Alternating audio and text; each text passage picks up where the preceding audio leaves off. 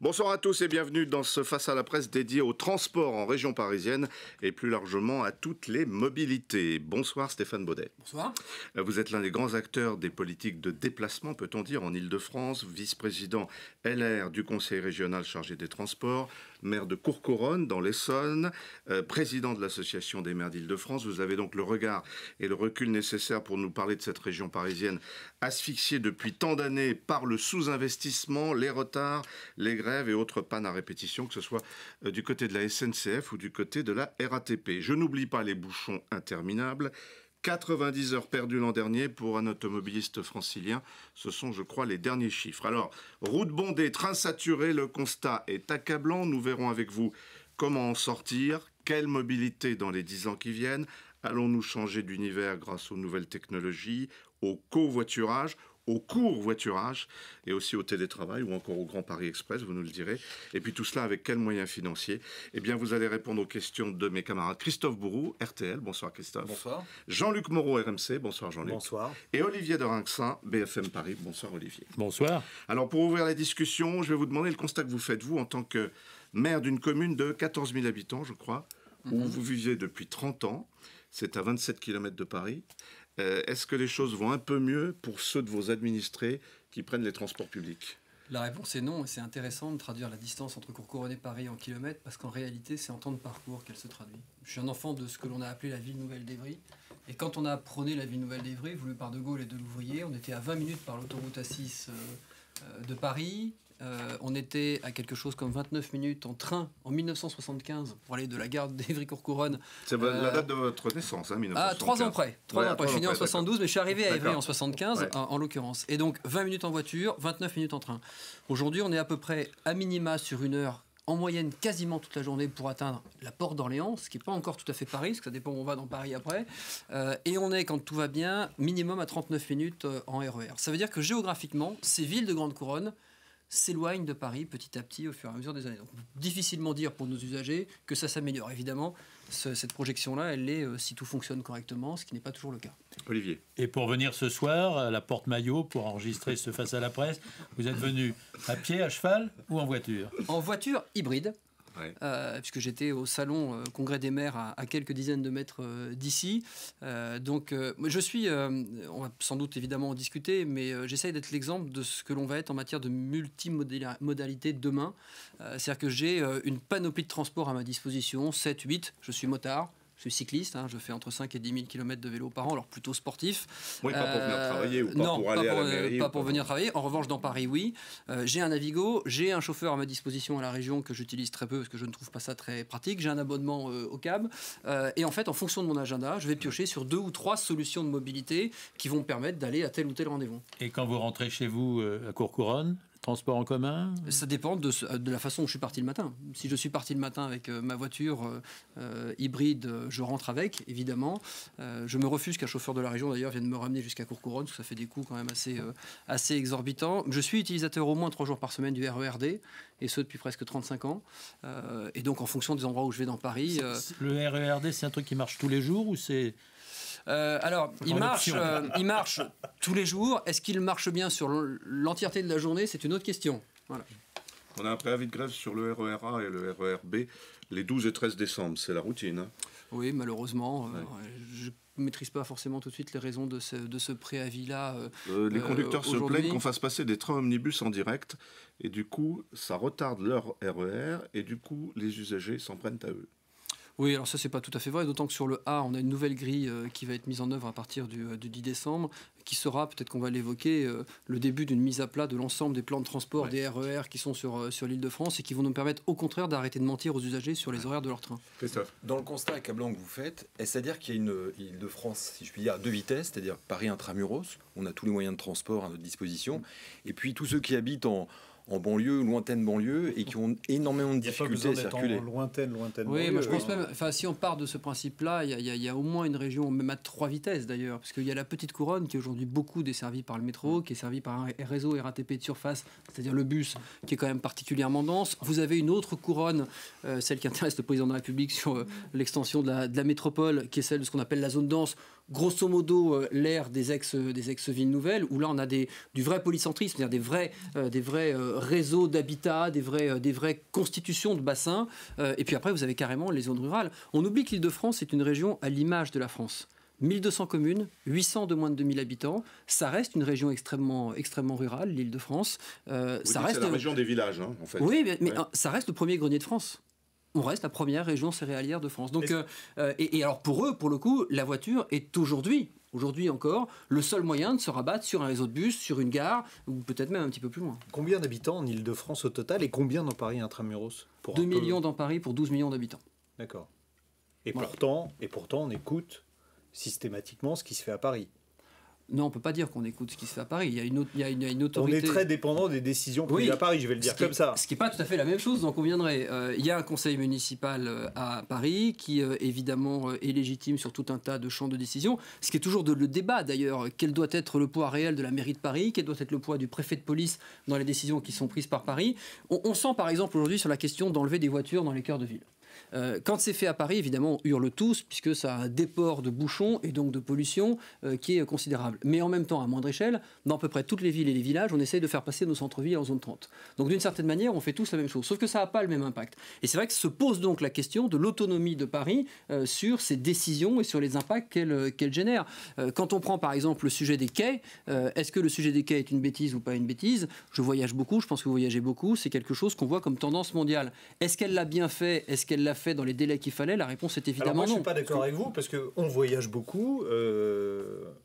On va de temps en temps à Tokyo, qui est souvent pris en exemple par la maire de Paris. À Tokyo, on a effectivement restreint la circulation dans les rues, mais on a créé des artères pour dégager le centre de la ville. Or, la seule voie rapide parisienne a été fermée à la circulation. C'est pour ça que je vous dis... C'est exactement l'inverse de ce qui a été fait ailleurs. Mais c'est la raison pour laquelle je vous dis que ça n'a pas forcément été bien préparé avec toutes les autorités. Si le conseil municipal de Paris décrète tout seul qu'il faut fermer telle ou telle voie et qu'il n'en appelle pas à notamment la région Île-de-France, qui est l'autorité en matière d'organisation de transport, pour compenser le transport ou réfléchir ensemble aux axes, nous sommes en train de faire valider le RIR, qui est le réseau régional sur lequel la région peut intervenir et aider sur la constitution des routes. La dernière convention que nous avons signée, c'est celle avec Paris. Mais sur les 14 000 habitants de Courcouronnes, combien travaillent à Paris? Est-ce qu'on n'a pas affaire désormais qu'à des déplacements de banlieue à banlieue? Si, en fait, une très très grande partie. D'abord parce que les villes nouvelles sont moins un échec que ce qu'on veut dire. Sur l'ex-ville nouvelle d'Évry, par exemple, il y a eu 70 000 emplois qui ont été créés en moins de 40 ans. Ça veut dire que sur la ville nouvelle d'Évry, il y a 1,3 emplois pour un actif. La vraie problématique, c'est que ça a créé des mouvements pendulaires. En réalité, les Courcouronnais ne travaillent pas à Courcouronnes, les Évriens ne travaillent pas à Évry. Donc ils montent pour une partie vers Massy, ils montent pour une partie vers Orly-Rungis et ils montent pour une partie de plus en plus petite vers Paris et la Défense. Mais à l'inverse, on a aussi des Parisiens, on a aussi des habitants de la petite couronne qui petit à petit viennent travailler dans ces zones d'emploi. Donc on a créé des mouvements pendulaires qui d'ailleurs donnent des contrepointes sur les réseaux de transport qui sont aussi très complexes à gérer. C'est-à-dire que les heures de pointe sont en train de s'élargir et elles commencent à être dans les deux sens en même temps, ce qui rend évidemment les choses encore plus complexes. Pourquoi tant de sous-investissement depuis tant d'années? Qu'est-ce qui s'est passé? Il suffit d'accabler la gestion de Jean Pauluchon. Non.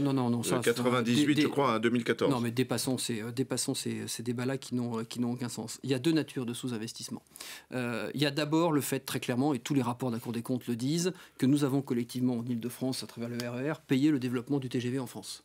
Voilà. Il y a beaucoup plus d'usagers dans les transports en Île-de-France par jour qu'il n'y en a sur l'ensemble des TGV de France. Or, on continue à injecter des milliards pour créer des lignes de TGV qui servent à finalement très très peu de monde. C'est le discours qu'on entend aujourd'hui sur le retour des financements, sur le transport du quotidien versus des grands projets qui ne servent pas à grand-chose. Et donc, il y a un rattrapage qui est considérable. Mais on va peut-être l'évoquer. Le rattrapage, il a commencé. Il a tellement commencé d'ailleurs que les 3 grandes pannes de transport qu'on a vécues dans les 15 derniers jours sont des pannes liées à des travaux, plus à des défauts d'infrastructure. C'est-à-dire qu'on est arrivé à une telle dose de travaux de régénération en même temps qu'on essaye de faire fonctionner le réseau qu'on est à la limite. Alors en même temps qu'on fait le Grand Paris, mais le Grand Paris c'est une création nouvelle. Donc ça perturbe par exemple sur Cachan sur des limitations de vitesse, mais ça perturbe moins le réseau. Et puis un deuxième sous-investissement qui lui m'inquiète particulièrement parce qu'on n'en parle pas beaucoup, c'est très pernicieux, c'est le recul de l'investissement de l'État dans l'entretien de ses routes. Et l'ensemble du réseau non concédé en Ile-de-France est en train de se dégrader de façon extrêmement vite. L'État y met quasiment 50% de moins qu'il y a 10 ans en matière d'entretien. Et pour toutes celles et ceux, je suis maire depuis 17 ans, qui gèrent des routes, on le sait, une route, moins on l'entretient, plus elle se dégrade vite. C'est-à-dire que la facture va s'accentuer avec un État qui n'a plus les moyens de faire face à la réhabilitation nécessaire. On va sans doute parler des routes modernes, des routes de demain. La route de demain, elle nécessitera autant de financement que s'il fallait refaire bêtement la route aujourd'hui avec un enrobé. Or, aujourd'hui, il n'y a plus l'argent. Oui, est-ce que je peux revenir sur Paris 2 secondes? Bien sûr. Vous êtes, Stéphane Baudin, un homme de dialogue, nul n'en doute. Je crois. Madame Hidalgo est une femme de bonne composition. Et comment arrivez-vous à ce constat terrible? On a l'impression que personne n'a écouté la région quand il s'est agi de fermer les voies sur berge.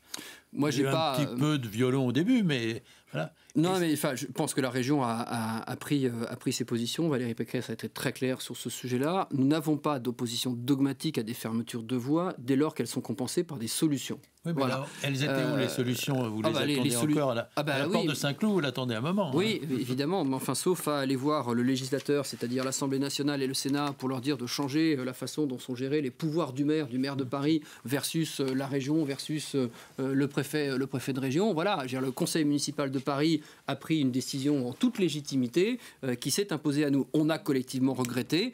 Pas forcément sur le fond, la décision. Après, il pouvait y avoir débat. Est-ce qu'il fallait fermer? Est-ce qu'il fallait fermer en haut, en bas? Est-ce que c'était pas peut-être moins idiot, finalement, de fermer en haut, là où il y a des commerces, des restaurants, etc. Enfin, il y a peut-être d'autres idées à réfléchir. Est-ce qu'on a réfléchi aux compensations avant? Ça veut dire peut-être commander des rames de métro pour accentuer la desserte des métros. Ça veut dire acheter des bus, etc., etc. C'est-à-dire tout à un temps. Enfin, les choses se font pas en matière de transport public en claquant des doigts.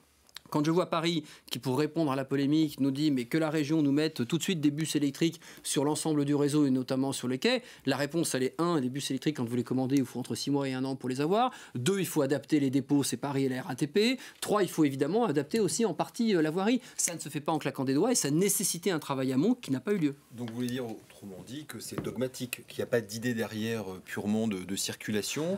Ça a été une idée très politique, mais on n'a pas concerté à la fois les usagers, les maires, pour savoir quelles solutions on pouvait mettre en place. Je ne sais pas si on peut dire que ce soit dogmatique. Le dogme, c'est qu'il y ait moins de bagnoles dans les centres-villes. Ça, on peut l'entendre, ça se discute. Mais beaucoup plus que ça, c'est une question de process politique. Enfin, c'est une décision politique. Je profite de la fermeture d'été avec Paris-Plage. J'impose une décision parce que de toute façon, si je me mets à concerter ou à l'échelle de Paris ou à l'échelle de la petite couronne, la concertation ne donnera rien. Et puis voilà, j'y vais en force. C'est plutôt un choix politique pour arriver à un résultat. Et ça veut dire que vous n'arrivez pas à vous mettre en ordre de bataille, de marche, tous les maires, tous les élus des autres communes face à la mairie de Paris? Je pense que tout le monde, c'est pas compliqué, c'est un problème de droit. Enfin, je veux dire, la mairie de Paris a ses prérogatives, son conseil municipal a ses prérogatives. Voilà, enfin, c'est exactement le même débat que celui sur Campion et son marché de Noël, où il y a des Franciliens qui hurlent parce qu'il n'y a plus de marché de Noël sur les Champs-Élysées. Très bien, sauf que le conseil municipal de Paris, dans le droit, a pris une décision, et cette décision, elle s'impose parce que c'est le droit. Donc la question pour nous, c'est plutôt d'essayer de créer des partenariats. Moi, je suis content parce que je commence à y arriver avec Anne Hidalgo, que je connais bien par ailleurs, parce que je suis président de l'association des maires d'Île-de-France, mais aussi avec ses adjoints, je pense à Jean-Louis Missica notamment et à Christophe Najdowski, pour travailler sur la route de demain. On vient de voter ce matin à la région notamment une étude pour savoir si une des 4 voies à la porte de Bercy sur la voie pénétrante dans Paris ne pourrait pas demain être utilisée pas seulement à du transport public, parce que ça nous donne des voies qui sont vides, mais au transport public, aux voitures propres et au covoiturage, pour commencer à tester de quelle façon on pourrait avoir des voies qui ne soient pas dédiées en étant vides, ce qui met en rogne celles et ceux qui sont coincés dans les bouchons à côté. Vous êtes d'accord avec Valérie Pécresse qui dit qu'il faut que les quais soient réservés aux voitures électriques, aux voitures propres? Plutôt bien. Oui, bien sûr, mais également au covoiturage. Enfin, moi, j'ai au moins une fierté. Je ne sais pas si ce que j'aurais fait en matière de transport public en Ile-de-France aura été utile, même si nous avons d'ores et déjà initié 24 milliards d'investissements d'ici 2025, ce qui ne s'était jamais vu dans le pays sur cette question-là. Depuis 2015. Exactement. Enfin, d'une certaine manière, on vient d'arriver. On n'a pas encore fêté nos 2 ans. Et sur la promesse du matériel roulant, on a déjà engagé les commandes. Sur la promesse de la régénération, on a fait le travail. Mais si j'ai une vraie fierté, c'est d'avoir remis la route au cœur du débat. C'est-à-dire que quand je suis arrivé il y a 2 ans, la route, elle subissait une espèce de paroi étanche entre le transport public, avec tous les gens bien qui prennent le train, et tous ces imbéciles qui prennent les bagnoles et qui sont des pollueurs. Et on avait décidé depuis quasiment une vingtaine d'années, ça en l'occurrence c'était dogmatique sous la majorité précédente, de dire que c'était séparé et qu'il ne fallait pas les mélanger. Moi je dis évidemment qu'il faut les mélanger. Je veux dire, La route intelligente, on y est. La voiture intelligente, on y est. La voiture propre, on y est. Le constat accablant que s'il y a un réseau de transport qui n'est pas saturé aujourd'hui en Ile-de-France, c'est la route. Alors évidemment, quand je dis ça, tout le monde me regarde avec des yeux. Certes, on a des matins à 540 km de bouchons, le record battu. Le record battu. Oui, mais il y a 1,1 usagers par bagnole. Quand on aura 1,8 usagers, il n'y aura plus de bouchons en Ile-de-France. Donc il y a un enjeu majeur sur la route. Alors l'avenir. Il y a un mot à la mode, c'est la multimodalité. Mais justement, on était en train d'expliquer qu'il ne faut pas qu'il y ait un mur entre les automobilistes et les utilisateurs des transports en commun. Il y a plein d'automobilistes qui, une fois qu'ils ont fait le parcours difficile, parce qu'ils habitent en grande banlieue et qui sont obligés de prendre leur voiture et n'ont pas d'autre choix, seraient très heureux de pouvoir laisser leur voiture dans un parking gratuit et prendre des transports en commun. Donc là, ça dépend de vous. Il n'y a aucun grand parking en périphérie de la capitale qui permet de laisser son véhicule. Il y a des choses qui dépendent de nous. C'est le stationnement en gare, et de ce point de vue-là, on avait promis de remettre le stationnement gratuit sur les parkings à construire, ce qu'on appelle les parkings relais. On a voté cette délibération 2 mois après notre arrivée. L'engagement est tenu. Celles et ceux qui aujourd'hui veulent construire des parkings relais dans les gares en banlieue peuvent construire des parkings qui vont être gratuits pour les usagers. On a pris cette décision, c'est fait.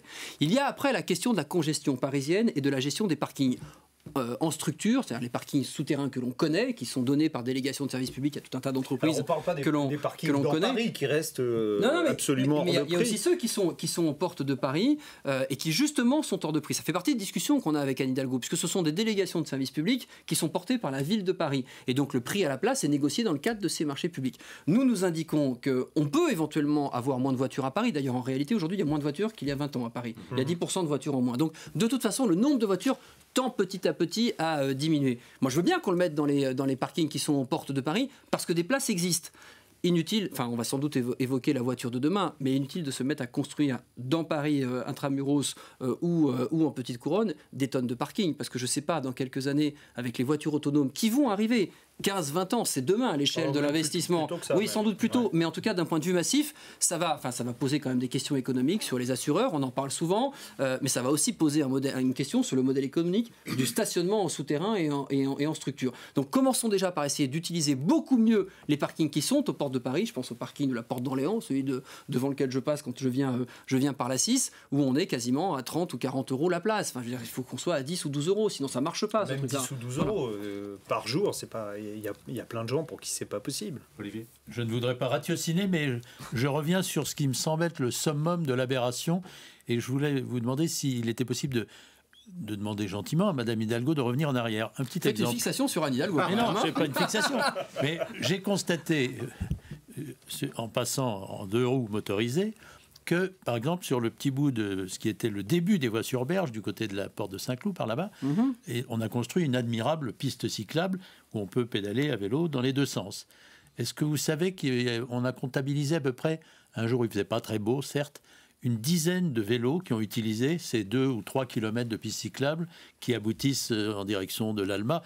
Et on a réussi à étaler le chewing-gum des voitures. Alors il commence maintenant, avant même d'attaquer le bestiau à la porte de Saint-Cloud, et il va jusqu'à l'endroit où commençaient autrefois les ex-voies-sur-berge. C'est-à-dire que vous avez pratiquement 12 à 14 kilomètres de voitures à touche-touche quasiment tous les matins, à certaines heures. Dans la journée, on pourrait presque passer agréablement. Et tout ça pour faire une piste cyclable de Maboul. C'est comme rue de Rivoli. Il y aura une piste cyclable bientôt qui va faire que les voitures ne passeront plus, mais il y aura peut-être qu'il y en aura un peu plus parce que le bobo est du vélo. Vous en parlez avec la maire de Paris de ce type de... Oui, enfin, sur la question de la concertation. Et ça n'a pas que des franciliens, ceux qui viennent de l'Ouest parisien. Mais enfin, moi, ce que je souhaiterais, c'est qu'on n'oppose pas les modes parce qu'il n'y aurait rien de pire. Mais c'est pas une mode, c'est une absence de vélo. Je parle d'une mode, je parle des modes de transport. Parce que le transport à vélo est un transport à la mode. Oui. Enfin, il est pas seulement à la mode. Quand il y a 10 vélos par jour, on se dit qu'il n'est pas assez à la mode. Sauf que j'ai aujourd'hui 40% des trajets en Ile-de-France qui font moins de 5 km. Et j'ai que 650 000 utilisateurs de vélo par jour. Donc, de toute façon, la question du vélo doit faire partie de nos priorités. C'est-à-dire que sur le panel de solutions de transport, moi, je ne suis pas de ceux qui vont vous dire c'est le mass transit par le ferré qui va tout régler, c'est pas la route et les bagnoles qui vont tout régler. Est-ce qu'il y a suffisamment de parking pour sécuriser, pour mettre son vélo à la gare, par exemple ? Il n'y a pas suffisamment de parking. dans les transports en commun ? Non, mais en même temps, d'une certaine manière, heureusement qu'on peut pas. Vous rentrez dans le RER A avec votre vélo, vous faites comment? Vous rentrez pas déjà dans le RER. Donc il faut aussi qu'on garde un peu de raison. Enfin, il y a des pays où c'est possible. Oui, il y a des pays. Enfin, vous savez, très souvent, on nous compare avec notamment les grandes villes du Nord. Moi, j'adore qu'on nous compare avec les grandes villes du Nord. J'ai été à Amsterdam, j'ai été à Rotterdam, j'étais à Copenhague il y a 2 mois, etc. Enfin, c'est un vrai bonheur. Il y a 12 millions d'habitants en Île-de-France, il y en a 5 millions dans le Danemark entier. Voilà, l'agglomération d'Amsterdam et de Rotterdam, c'est chacune 300 000 à 600 000 habitants. On ne peut pas comparer les masses. On ne peut pas comparer. Enfin, je veux dire, on a 8 millions de personnes il y a 8 millions de trajets. 8 millions de trajets en transport public par jour en Ile-de-France. Je ne sais pas si vous vous rendez compte de la masse. C'est le 3e, je crois, en nombre, plus grand réseau du monde. Donc ces questions-là, elles ne se règlent pas aussi facilement. Enfin, pas décrétées demain matin. Alors on peut chercher des expérimentations. J'ai regardé dans un pays du Nord, il n'y a pas longtemps, une espèce de remorque qui est fixée à l'arrière d'un bus pour qu'on puisse poser à l'extérieur son vélo. Enfin, il y a des choses sur lesquelles il faut qu'on travaille. Mais même si parfois ça peut être considéré comme une connerie de mettre une piste cyclable à tel ou tel endroit, ce que j'entends de votre point de vue sur les quais, il faut des pistes cyclables. Je veux juste finir là-dessus. La région Île-de-France, avant qu'on ne soit là, a beaucoup investi sur les pistes cyclables. On est passé de 3000 km de pistes cyclables à 5000. C'est très sympathique, sauf que personne ne les connaît. Pourquoi? Parce qu'elles sont principalement en bord de Seine, parce qu'elles servent à faire du vélo avec les enfants le week-end, et qu'à aucun moment on s'est posé la question de comment je sécurise le chemin pour aller à la gare, comment je sécurise le chemin pour aller travailler, comment je sécurise le chemin pour aller faire mes études, comment je sécurise le stationnement de mon vélo à l'arrivée. C'est ces questions-là qui vont faire à un moment système et qui vont permettre de basculer aussi sur cette pratique-là. Quel regard le Conseil régional porte-t-il sur Autolib? Est-ce que c'est une bonne idée? Est-ce qu'il faut continuer à investir? Est-ce que ça marche? Qui va payer? Etc., Moi, etc. la région, sur ces questions-là, d'abord parce qu'elle n'est pas partenaire et qu'on ne l'a pas appelée autour de table de la création. Non, mais parce qu'il n'y a pas de modèle économique sur ces villes-là. On le sait bien, en grande couronne, il n'y a pas assez de densité et puis il n'y a pas assez de points, d'une certaine manière, de retournement. C'est comme Vélib. En fait, Vélib, ça marche à Paris parce qu'en manutention, ça coûte pas très cher dans la mesure où, comme c'est multipolaire, voilà, si vous venez chez moi à Évry, vous avez qu'un seul pôle, c'est la gare d'Évry-Courcouronne, tous les vélos vont arriver et vous allez avoir un coût de fonctionnement considérable pour redispatcher les vélos partout. Donc le modèle économique ne fonctionne pas. La région, sur ces questions-là, est plutôt un stratège. Elle est là pour essayer de construire la mobilité de demain et accompagner toutes les initiatives qui vont permettre de faire évoluer. Est-ce que les Autolib ou équivalents en font partie? Et la question, évidemment, d'abord il y a la question de la révolution du free floating qui arrive. Clairement, ça va bousculer les habitudes. On le voit déjà sur le vélo et sur les scooters dans Paris. Enfin, la transition du premier Vélib avec le Vélib 2, avec cette période de transition de démontage des Vélib, et au milieu, boum, le vélo en free floating qui arrive avec des gens qui vont prendre des habitudes. Je ne sais pas ce que ça va donner sur la survie sur la survie du second marché. Donc nous, l'idée, c'est de savoir comment demain on va aller vers l'autopartage. Ce qui est intéressant, c'est qu'on sait la situation catastrophique qu'on dépeint depuis tout à l'heure, à la fois dans le mass transit, à la fois sur les routes. On sait à peu près maintenant ce que va être ou pourrait être la mobilité de demain. On sait par exemple que la frontière, notamment cette culture qui est la nôtre, on évoquait tout à l'heure les questions de voitures de collection par exemple, la question d'être propriétaire de son véhicule est quelque chose qui va s'effacer. Dans 15-20 ans, peut-être même avant, on ne sera plus propriétaire de nos véhicules, ce sera fini. La frontière qui existe aujourd'hui entre sur route, le transport public de voyageurs et le transport privé va également s'effacer un petit peu. On sait qu'aujourd'hui on fiscalise plutôt une voiture quand elle est arrêtée, on paye son stationnement à l'arrêt, on paye son parking souterrain. On sait que demain, petit à petit, la fiscalisation va se faire sur des véhicules qui vont rouler, avec des fiscalisations qui vont augmenter en fonction du nombre de personnes qu'il y aura dedans. Un véhicule autonome qui roulera avec personne dedans, boum, ça casquera pour le propriétaire. Un véhicule autonome qui sera plein, ça casquera moins. Donc on sent que tous ces modèles économiques vont arriver. La question, c'est que nous, on fait, nous, au milieu, pour accompagner ce mouvement. C'est la raison pour laquelle, par exemple, sur la question du covoiturage, nous, on s'est ouvert aux 17 grandes plateformes qui gèrent le sujet, parce qu'on n'a pas la solution. Elles n'ont d'ailleurs pas la solution, puisqu'elles sont 17, elles testent toutes des solutions différentes, parce qu'on est tous dans cette période de transition, comment on va aller vers ces mobilités, et comment, puisqu'on parlait de multimodalité, on va se donner la capacité demain à passer, en fonction du besoin, d'un mode à l'autre. En fait, la vraie ambition, c'est ça. Si je pouvais la résumer pour qu'on se comprenne bien. Vous avez aujourd'hui sur l'autoroute des panneaux que l'on appelle les panneaux Sirius. C'était la révolution de l'État et de la DIRIF, je crois que ça doit être en 93, où on nous indiquait sur un panneau, voilà, vous êtes dans un bouchon, vous allez mettre tant de temps pour aller sur le périph'. Aujourd'hui, on peut imaginer que l'intérêt est quand même assez modéré, puisqu'on a tous ça dans notre voiture, accroché, avec ici une information particulièrement individuelle, là-haut une information collective dont finalement tout le monde se fout. La multimodalité de demain, mais elle est à nos portes, hein, c'est que quand je vais partir à Courcouronnes, peut-être en bagnole parce que j'ai fait le choix, je vais mettre la distance, enfin le lieu où je veux aller, je vais poser mon téléphone. Il faudra que ma voiture ou mon téléphone sera capable de me dire, alors je vous conseille de sortir à Chilly-Mazarin, parce que votre temps de parcours s'est rallongé. À Chilly-Mazarin,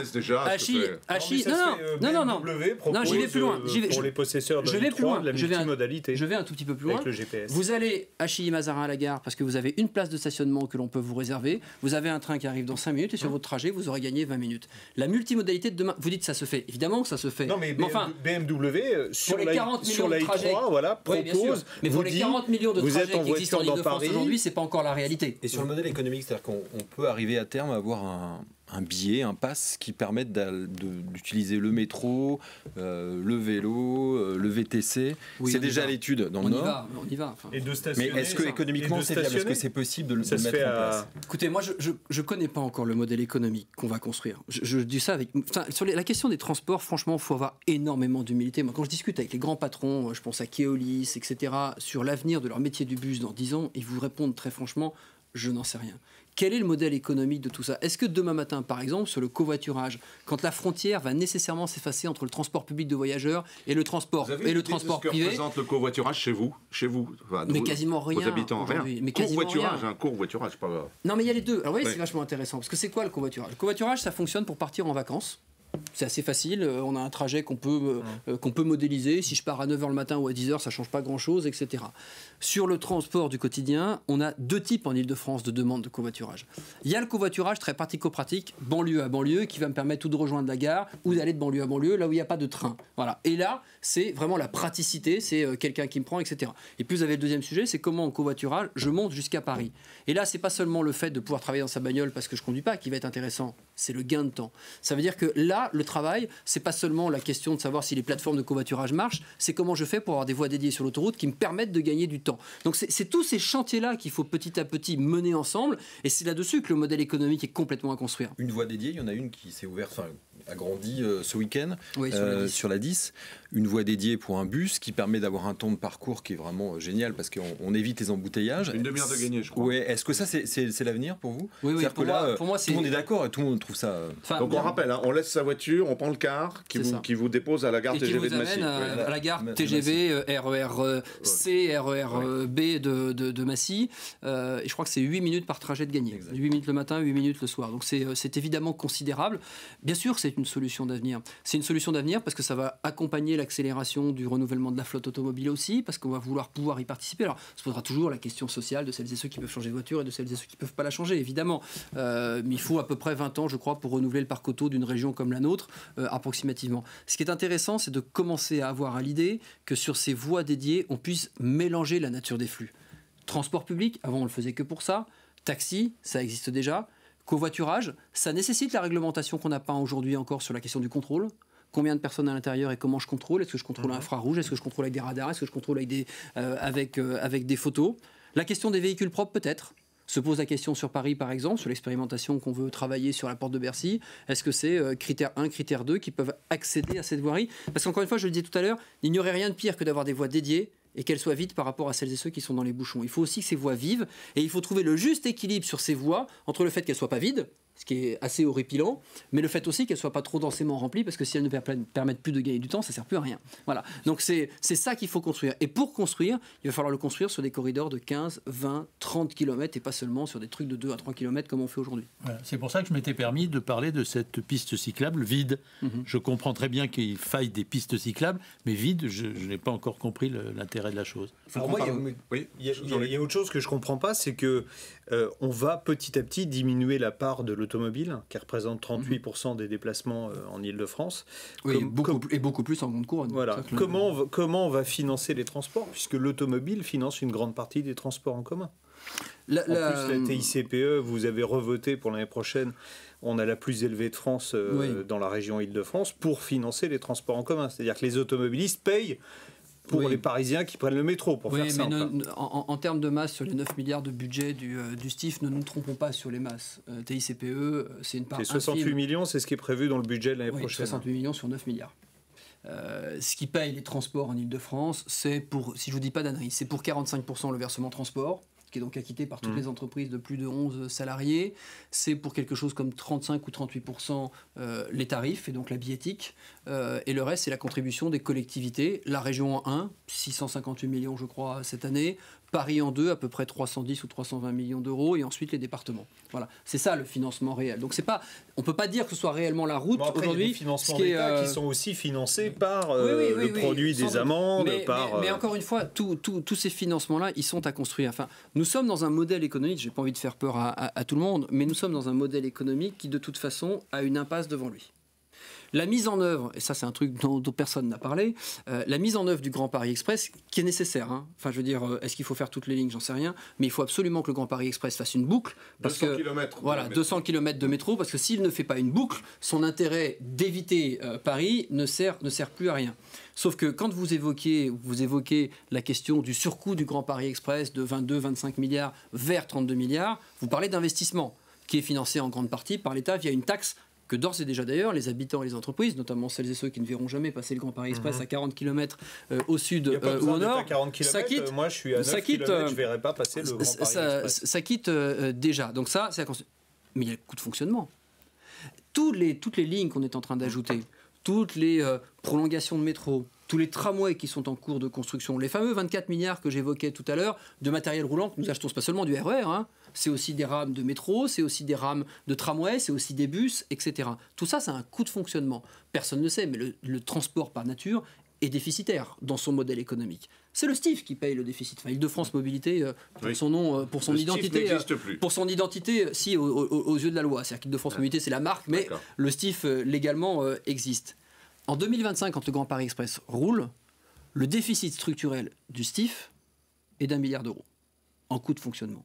C'est-à-dire qu'on a une impasse face à nous qui fait qu'aujourd'hui, pour que ça marche, il faut absolument qu'à minima, les recettes d'Île-de-France Mobilité donc augmentent de 3% par an. Je dis bien les recettes, parce qu'à chaque fois qu'on explique ça aux gens bien intentionnés, on se fait taper dessus en disant tiens, il va augmenter le pass Navigo de 3% par an. C'est pas du tout ce que l'on veut. Je dis bien les recettes. Et vous aurez noté que les recettes tarifaires, ça ne sont que 35% de l'ensemble des recettes touchées par le STIF. Il faut que l'ensemble, par exemple le versement transport acquitté par les entreprises, est dynamique. C'est une bonne année, il a été plutôt dynamique cette année. Donc ce n'est pas forcément une augmentation du Navigo de 3%. Mais il faut au moins 3% pour essayer de passer à la bascule. Mais au bout du compte, on est de toute façon dans une impasse. Donc la question des modèles de financement, la question de savoir si un jour ou l'autre, c'est nous, on le fait d'ailleurs là d'une certaine manière dans l'expérimentation que nous portons sur le covoiturage avec ces 17 plateformes. Je vous rappelle qu'on paye 2 € par voyage avec, c'est une nouveauté, c'est une innovation européenne en matière de relations partenariat public-privé. C'est-à-dire qu'on a affaire à des startups qui cherchent un modèle, on donne ces 2 €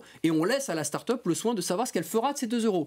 Est-ce qu'elle les donne aux covoitureurs ? Est-ce qu'elle les donne aux covoiturés ou est-ce qu'elle les garde pour le développement de son concept? Ce qui est quand même une vraie nouveauté en matière de smart région. Je trouve que c'est un geste particulièrement intelligent sur cette relation public-privé que nous avons à construire.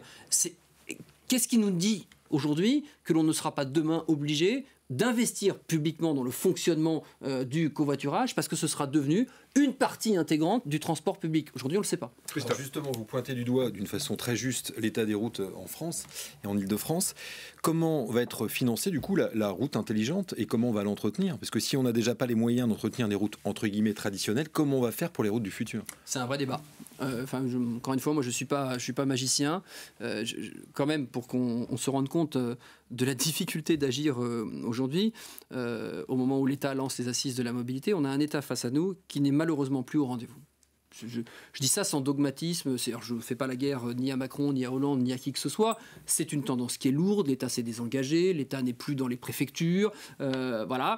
Et financièrement, l'État n'est plus au rendez-vous. Il n'est plus au rendez-vous sur l'entretien des routes, sur les contrats de plan État-région, ce que l'on appelle les CPER, il n'arrive même pas à s'aligner sur ce qu'il doit payer chaque année sur les grands travaux. Je vous rappelle que quand on fait de grands travaux, une extension de RER, de métro, etc., c'est inscrit dans ce contrat de plan et c'est très souvent, basiquement, financé à 50% par la région et par l'État. L'État n'est plus au rendez-vous des 50% qu'il doit financer, ce qui est quand même particulièrement inquiétant.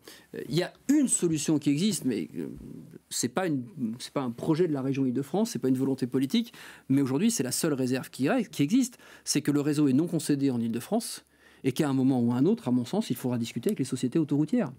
Il faut... Souvenons-nous de ce qu'a fait Borloo. Privatiser les routes. Je ne sais pas s'il faut les privatiser, mais souvenons-nous de ce qu'a fait Borloo avec l'ANRU. Quand il a créé l'ANRU, il a dit il y a du pognon. Tout le monde a dit il n'y a pas de pognon. Il a dit il y en a dans les caisses des bailleurs sociaux, je vais aller le chercher. Ça a fait marrer tout le monde. Il a été chercher ce pognon-là. Disons-nous qu'au lieu de sans arrêt se plaindre du modèle économique des concessions autoroutières, peut-être que aller vers un développement de nos routes de façon différente. Est-ce que ça passe par un péage ou pas? J'en sais rien. Et pas nécessairement, mais il va bien falloir qu'un jour, quelqu'un investisse. Aujourd'hui, c'est quand même le comble du paradoxe. L'État, on est en plein congrès des maires, là. L'État nous baisse de dotation dans des proportions assez considérables quand même. C'est pas un petit sujet. La région, elle a perdu 400 millions d'euros en 2 ans quand même. C'est pas des petites sommes quand même. L'État nous baisse avec 2 S. Oui, j'ai été précis. Oui. D'ailleurs, j'ai parlé des dotations, donc du coup, ça allait bien avec 2 S. En même temps qu'il n'intervient pas sur les routes, il vote une loi NOTRe qui interdit aux régions, avec la fin de la clause de compétence générale, d'intervenir sur les routes. Je porte un plan route à la région pour me donner le droit de venir investir sur les routes, ce que je n'ai pas a priori. Et le premier truc que je viens financer, c'est financer à 50% des enrobés phoniques pour enfin permettre aux gens de vivre correctement sur l'A4 et sur l'A6, sur les routes même de l'État. Je ne sais pas si vous vous rendez compte où on en est. C'est-à-dire qu'une collectivité à qui l'État baisse les dotations porte un plan route pour porter une insonorisation sur les routes qui appartiennent à l'État et en financer 50%. Voilà. Donc quand on pose le problème comme ça, il y a évidemment matière à être particulièrement inquiet sur le modèle qui est à construire. C'est la raison pour laquelle je dis, écoutez, où est l'argent? Il est aux sociétés autoroutières. Peut-être que ça vaut le coup de se tourner vers là. C'est beau comme du barouin. Je voulais savoir, à Courcouronnes, ça vous coûte combien le pathos du transport, des routes, ça me coûte sans parler des... Vous faites pas de rond-point Ah non, à Courcouronnes. non, j'ai d'en casser d'ailleurs. Je fais plutôt l'inverse, moi. Bravo. Voilà. Et ça coûte combien de casser un rond-point? Moins cher ou plus cher que de le construire? Non, mais ça veut rien dire. Vous avez des ronds-points à 2 voies, vous avez des ronds-points à 4 voies. Alors en plus, on démantèle des ex-voiries autoroutières sur Courcouronnes. Le budget de Courcouronnes en matière de transport... 0. C'est pas la compétence de la ville. Ouais. Vous pouvez pas inventer des petits trucs qui rapprochent Courcouronnes d'alentour? Alors, faisons un petit cours institutionnel, si vous le permettez. Voilà. Dans la hiérarchie, vous avez la région Île-de-France, enfin la région, dans toutes les régions, qui a la compétence transport plaignantienne, qui est donc autorité organisatrice, une AO. Voilà. Vous avez une deuxième compétence transport qui peut s'exprimer notamment dans les départements, c'est le cas notamment pour la question du transport scolaire. Voilà.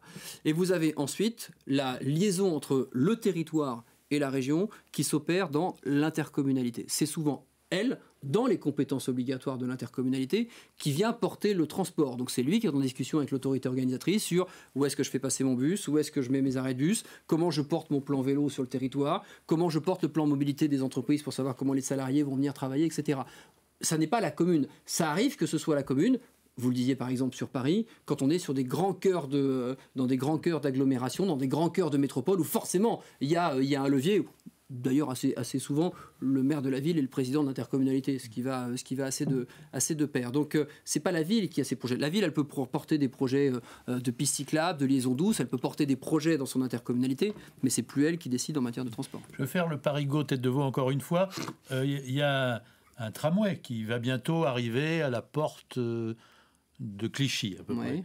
Il ne lui reste plus qu'à faire le 17e arrondissement et le 16e arrondissement avant d'arriver au pont du Garigliano. C'est pour aller à France Télévisions, c'est vachement bien.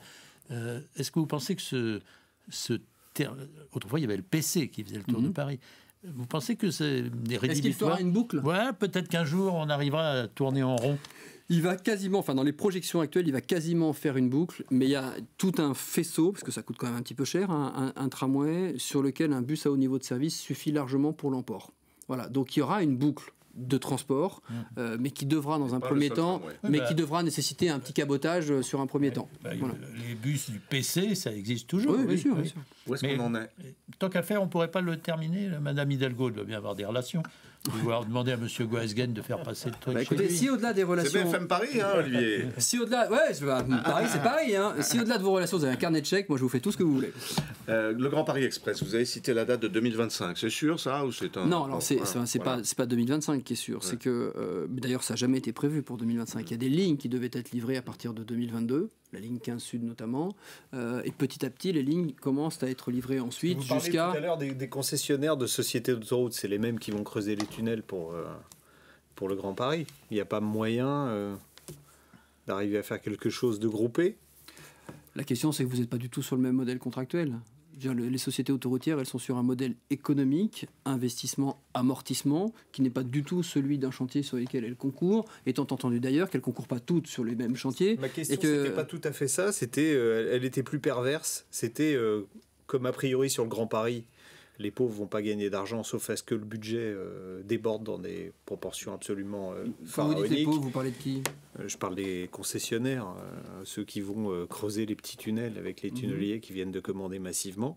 Est-ce que pour les dédommager, entre guillemets, on ne va pas imaginer ces péages en région parisienne sur des routes? Est-ce qu'il n'y a pas dans un tiroir quelqu'un qui a pensé à ça? Parce que je me dis, à chaque fois, pensons au pire, on sera moins surpris. Oui, Ça existe, hein, le tunnel de la 86 qui Groucho passe. Marx qui disait quand on le tunnel s'attend de au pire, la on est jamais déçu. 86 à 7 euros, 7,80 La 14, il n'y a personne. Voilà. Ouais, oui, c'est sûr, il n'y a personne. Je ne sais pas comment, aujourd'hui, dans le contexte juridique et le code des marchés publics actuel, on peut lier des concessions autoroutières qui sont quand même bien ficelées contractuellement par des avocats sur quelques années et des marchés qui sont des appels d'offres à concurrence. Je ne sais pas bien comment on peut, mêler non, les deux. Il ne peut pas y avoir de lien direct, ça c'est évident, mais est-ce qu'on ne peut pas faire un geste pour dire voilà, bon. C'est le plan Jules César. C'est ça. Veni, Voilà. Vidi, Vinci. C'est presque ça. Sur le plan, j'en sais rien. Le périphérique demain a une chance d'avoir un péage ou pas? Je ne sais pas si ça se passera comme ça. Je pense D'être que piéton, parce que ça c'était une autre je idée pense extraordinaire. qu'à moyen terme, et c'est pas francilien, mais je pense que la circulation pensée gratuitement telle qu'on la connaît disparaîtra. Parce que c'est Je la voie la pense plus ça. empruntée d'Europe, le Je périphérique pense. Ouais, parisien, bien sûr, quand même. bien sûr. Donc, Oui, mais alors vous voyez, quand par exemple vous réfléchissez à une écotaxe, il y a eu des réflexions sur l'état d'écotaxe. Et s'est posé la question de taxer les camions qui sont en transit à Paris. Parce qu'on nous a expliqué pendant des décennies, il y en a ras-le-bol des camions qui viennent d'Espagne et qui vont en Belgique et qui viennent pourrir la vie de tout le monde à Paris. Très Rien bien. n'a changé d'ailleurs. Il y a 140 000 camions qui se baladent dans la région parisienne par jour. Sur 140 000 camions, on en estime seulement 14 000 qui sont en transit réel. Forcément, dans une région de 12 millions d'habitants qui a besoin de manger, qui a besoin de Les autres fringues, font qui a des besoin de livraisons, machin, intra-région. évidemment. Donc c'est pas le bon modèle. On voit bien que on n'a pas encore trouvé la solution qui permet d'avoir une tarification qui soit juste. On a des problèmes de réglementation européenne sur est-ce que je tape les Européens, est-ce que je tape les autres régions. Enfin voilà. Donc je pense qu'il y a beaucoup de réflexions. Autant à l'État que dans les régions d'ailleurs sur le sujet. Je rappelle d'ailleurs que dans quasiment tous les programmes électoraux des présidents de la République, la question du retour de l'écotaxe était évoquée, et qu'elle ait d'ailleurs été évoquée par un prisme régional, en permettant à chaque fois à toutes les régions qui le souhaiteraient de pouvoir créer sa propre écotaxe pour essayer de faire la démonstration à 2 ou 3 régions que ça génère un peu de pognon et que du coup ces nouvelles recettes permettent d'entraîner les autres pour en faire aussi. Voilà. Et après, vous mettrez un bonnet rouge? Ouais, je sais pas. Moi j'en ai un bleu et un noir, mais Le pas Grand encore Paris un. Express, pour conclure, 200 km de métro, 68 gares, hein, je crois. Oui, c'est ça. Ça sera terminé quand? Il me semble que la programmation totale, c'était 2040. Il me semble. Je ne vais pas vous dire d'ânerie, mais on est à cette échéance-là. Enfin, je veux dire, les lignes vont être livrées. Il faut avoir quand même bien conscience que 200 km de métro, c'est le doublement des kilomètres de métro actuels. Ouais. Enfin, c'est pas un petit sujet quand même. Pourquoi est-ce que le nord-ouest de Paris a été oublié? Écoutez, moi je ne suis pas à l'origine de la création du tracé. Donc, le financement ne semble pas assuré totalement pour l'instant, si? Le financement, il est assuré par un système de taxes qui, de toute façon, sera par nature assuré, puisque, comme disait l'autre, c'est nous qu'on paye. Voilà, c'est un petit peu comme le CDG Express. Ils ont mis en place des systèmes de taxes qui vont faire que forcément on paiera. C'est des recettes dédiées. Là où il ne faudrait pas commettre d'erreur, c'est de commencer à se dire, parce que ça coûte très très cher et parce que ça semble ne pas être financé, il faut arrêter de le faire pour tout mettre dans la régénération. Parce qu'en termes de régénération, on est en saturation plus de travaux aujourd'hui que l'on est en manque d'argent. Donc je pense que c'est financé. Je demande juste, comme Valérie Pécresse d'ailleurs, d'abord à ce que surtout l'armature qui fait système et qui fait boucle ne soit pas touchée. On sait que le Premier ministre réfléchit à un étalement de certaines branches de lignes. Très bien, mais ne touchons pas à la boucle. Ça, pour le coup, sinon, ça ne fonctionnera pas. On lève le pied sur les projets architecturaux à l'intérieur des gares, etc. Hein. C'est pas tout à fait ce que l'on dit. Non, mais soyons pas seulement pratiques, soyons des bons gestionnaires, quoi. Voilà, c'est-à-dire que, encore une fois, je suis un enfant de la ville nouvelle. d'Evry. L'État aménageur des années 50 et 60, qui avait du pognon plein les tirelires et qui pouvait se permettre d'inventer n'importe quoi, c'est très bien. Aujourd'hui, c'est pas le cas. Aujourd'hui, il faut optimiser. Voilà. Donc, quand nous, on est capable, avec la ville de Paris, avec la RATP, de faire rue de Lagny, par exemple, un nouveau dépôt bus qu'on cofinance quasiment entièrement en construisant 6 ou 7 étages de construction et de bureaux au-dessus. Ça amortit. Quand j'ai aujourd'hui des gares qui peuvent coûter jusqu'à 350, Brévilliers-Champigny, 350 millions d'euros, et que sur ces gares, personne n'évoque le fait de construire 5-6 étages de bâtiments, d'essayer d'amortir l'objet. Non, on fait des gestes architecturaux, on se fait plaisir, ça ne marche pas comme ça. Enfin, je rappelle quand même que le concept d'aménagement du territoire en Ile-de-France, dans une région qui est déjà saturée, ce qu'on appelle le schéma directeur de la région Ile-de-France, le fameux SDRIF, il nous invite à construire 70 000 logements par an, puisqu'il paraît qu'on va manquer d'1 million de logements en France en 2032. Ces logements, ils nous demandent de les construire en zone dense, dans les secteurs gares et les centres-villes. C'est-à-dire dans les secteurs déjà saturés, sur les secteurs qui coûtent évidemment cher en foncier et sur des secteurs qui sont déjà construits. Si on n'est pas capable d'avoir des projets qui optimisent ce foncier, on ne va jamais s'en sortir. La Société du Grand Paris ne s'en sort pas sur ces gares, les territoires ne s'en sortent pas sur la création de leurs équipements publics, puisqu'évidemment ils n'ont plus les dotations qui vont avec. Donc il faut que ça refasse système. Et ce qu'on demande donc avec Valérie, c'est qu'il y ait plutôt des réflexions d'optimisation des coûts, des dépenses qui sont faites sur le Grand Paris et qu'on commence à réfléchir aux recettes que l'on peut tirer, notamment dans l'investissement du Grand Paris, plutôt que de laisser filer la facture en se disant, de toute façon, on finira par payer, parce que la seule solution qu'on va trouver, c'est telle ligne qui devait être livrée en 2035, on va la livrer en 2040. Bah oui, sauf qu'à la fin, non seulement on aura quand même payé l'investissement, et qu'en plus, plus on le décale, plus il coûte cher. Ça s'appelle autocassette. Je voudrais juste finir avec une question qui revient un peu à l'auto. Est-ce que on va généraliser la vignette critère à l'ensemble de la région Île-de-France? Est-ce que c'est prévu ou pas? La question ne se pose pas aujourd'hui, mais je pense que la question de la labellisation vers les véhicules propres se posera de toute façon, par nature. C'est la tendance. La question, encore une fois, c'est comment socialement on accompagne celles et ceux qui n'ont pas la capacité à changer leur véhicule. C'est ça le sujet. On a beaucoup parlé du long terme et de l'avenir, mais je disais en commençant 90 heures perdues dans les bouchons en 2016, et d'année en année, quelques heures en plus. Ce n'est qu'une moyenne. Oui, ce n'est qu'une moyenne. Ce n'est qu'une moyenne. Oui. J'ai des habitants chez moi qui sont à plus de 3 heures par jour. Et donc, c'est 3 semaines, nuit et jour, 3 semaines de vie gâchée par an. Patientons en attendant 2030, 2040. Ah, moi, c'est pas ce que je dis. Ce que je veux dire, c'est que le court terme, on ne peut rien faire. Quoi. Voilà. Je pense, je ne voudrais pas baisser les armes, mais les investissements sur le mass transit sont faits.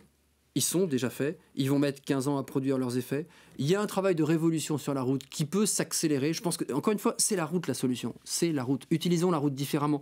Il y a un prisme, enfin il y en a au moins 2 qu'il faut retenir et qu'on défend depuis des années. 1, c'est pas la route qui pollue, c'est ce qu'on met dessus. Et 2, il faut absolument qu'on ait la capacité à diminuer le nombre de véhicules sur les routes en même temps qu'on augmente le nombre d'usagers. Il faut distinguer les... Il n'y a pas assez d'usagers sur les routes en Île-de-France. C'est un vrai sujet et il faut oser l'assumer. Merci pour ce bel optimisme et ce volontarisme. Stéphane Baudet, merci d'avoir participé à ce Face à la Presse. Merci à vous.